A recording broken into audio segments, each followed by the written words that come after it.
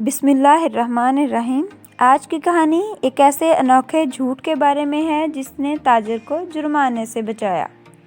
तो चलिए कहानी शुरू करते हैं। एक बादशाह ने ऐलान किया कि जो शख्स झूठ बोलते हुए पकड़ा गया उसको 5 दिनार जुर्माना होगा। लोग एक दूसरे के सामने से भी डरने लगे कि अगर झूठ बोलते हुए पकड़े गए तो जुर्माना ना हो जाए।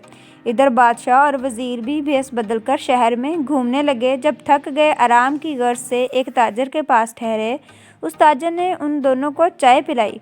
बादशाह ने ताजर से पूछा, तुम्हारी उम्र कितनी है? ताजर ने कहा 20 साल।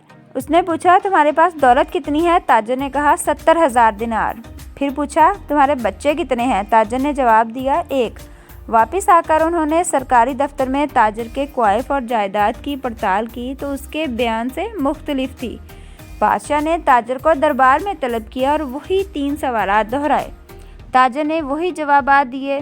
बादशाह ने वज़ीर से कहा, इस पर 15 दिनार जुर्माना आयद करो, सरकारी खजाने में जमा करवाओ, क्योंकि इसने 3 झूठ बोले हैं।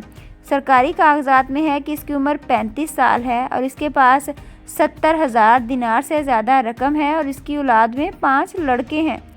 ताजर ने कहा, ज़िंदगी के 20 साल ही नेकी और ईमानदारी से गुजारे हैं, लिहाजा मैं उसी को अपनी तमाम उम्र समझता हूँ और ज़िंदगी में 70,000 दिनार मैंने एक मस्जिद की तामीर में खर्च किए हैं, उसी को मैं अपनी दौलत समझता हूँ।